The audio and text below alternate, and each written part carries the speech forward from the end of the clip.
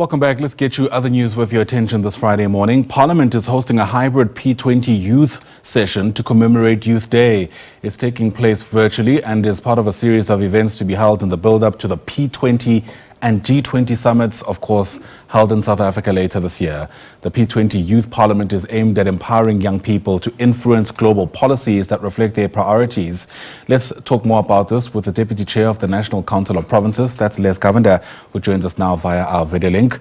Mr. Govender, great to have you on the program once again. Thanks very much indeed for making time to speak to us.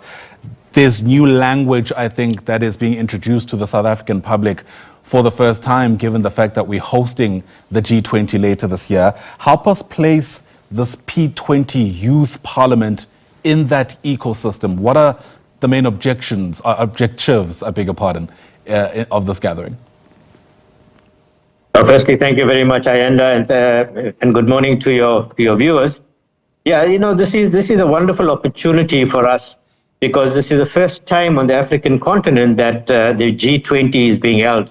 And we take great pride in the fact that it's being held here in South Africa. And, you know, as part of the build-up activities to the P20 and the G20, we have decided that we want to dedicate the Youth Month and, you know, ensure that we hear the voices of the youth, especially when it comes to their aspirations. What are their challenges, and how is it that Parliament can actually engage with the youth?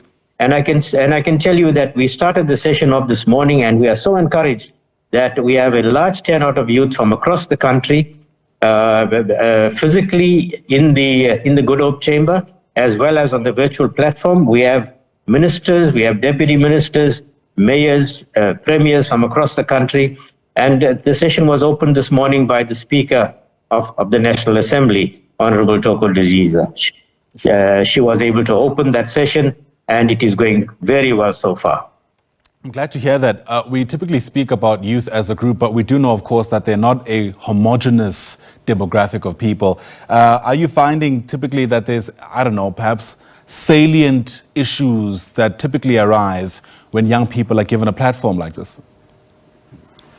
Well, what is very, very interesting, you know, earlier today, we had a presentation from Stats SA, and the figures that they placed before us was actually very, very scary in terms of the high levels of unemployment in our country, the high levels of people living in households that are manned or you know, governed by teenagers or children, the high number of households that are child-headed.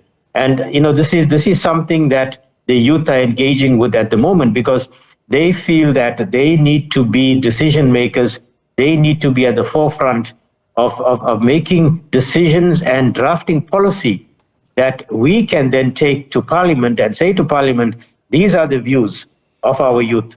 And what is great is that we have civil society organizations and various stakeholders also involved in today's session.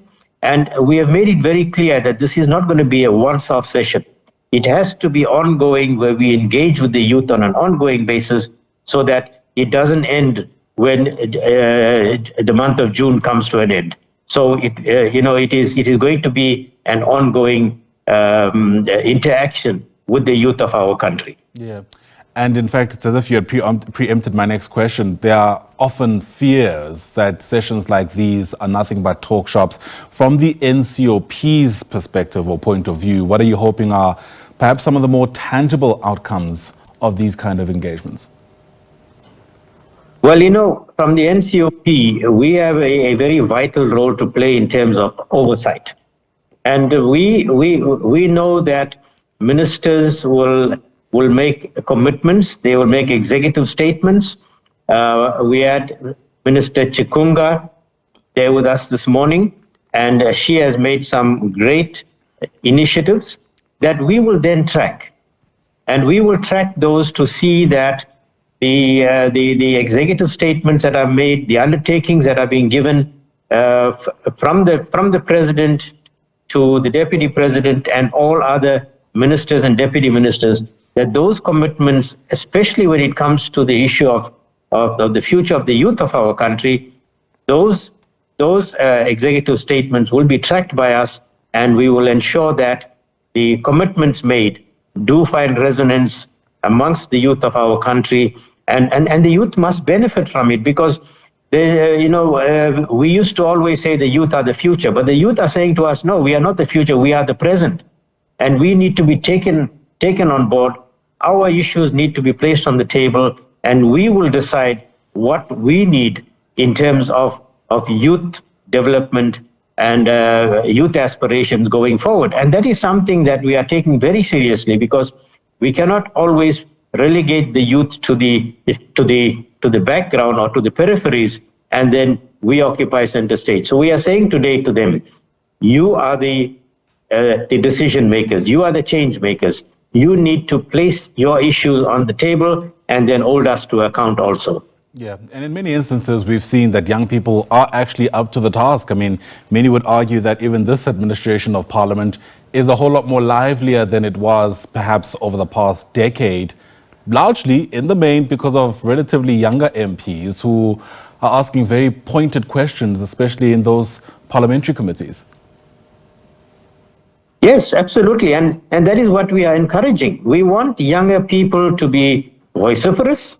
We want them to speak out in terms of what their issues are, put their issues on the table so that it can be discussed in a meaningful way, and ensure that we find solutions to the issues that they are facing. And one of the crucial things that has come up is the issue of unemployment.